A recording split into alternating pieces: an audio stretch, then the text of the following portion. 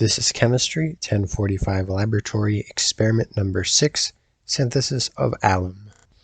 In this experiment, we'll be obtaining alum from a sample of aluminum. We'll begin by obtaining a 5 by 5 centimeter piece of aluminum, cleaning it, cutting it, and then obtaining its mass. After obtaining the mass, we will place the pieces of the aluminum into a 100 milliliter beaker and then measure out 10 to 12 milliliters of potassium hydroxide and pour that into the beaker. After we've added the aluminum pieces and the potassium hydroxide into the beaker, we will heat it for 15 to 20 minutes.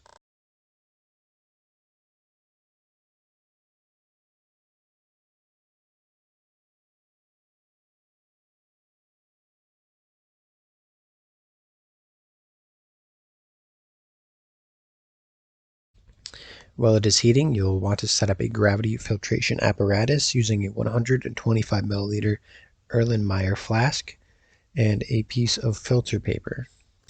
You then will pour the reaction from the beaker into the funnel and allow it to filter and then cool.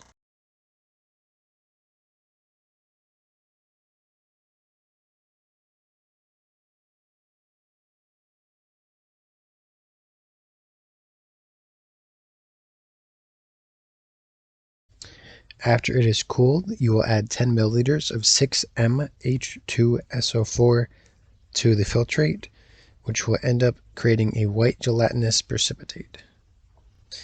This will be followed by heating the mixture again.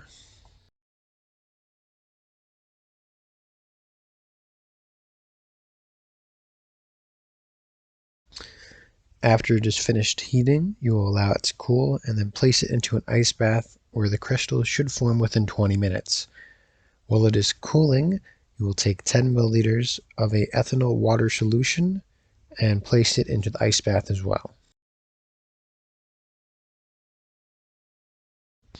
While these are in the ice bath, you will set up a vacuum filtration apparatus to collect the crystals.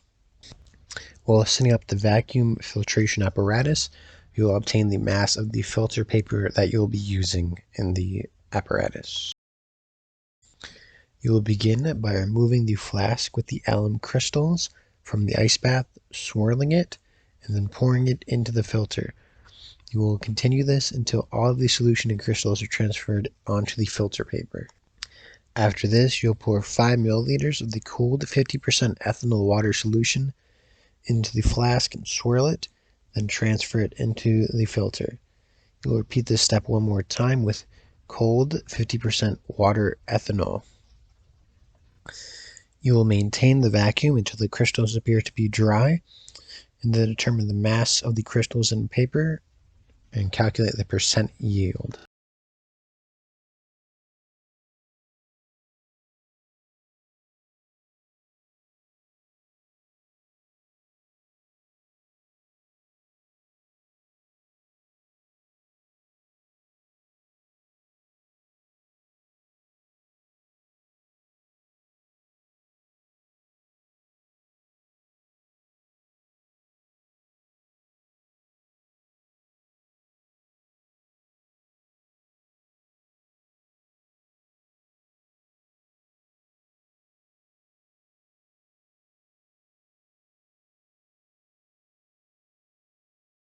In order to obtain the percent yield, we will first need to obtain the mass of the alum that we have.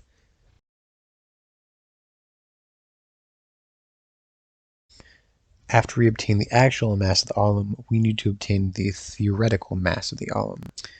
After we've obtained both the actual yield and the theoretical yield, we can figure out the percent yield by dividing the actual yield by the theoretical yield and multiplying by 100%.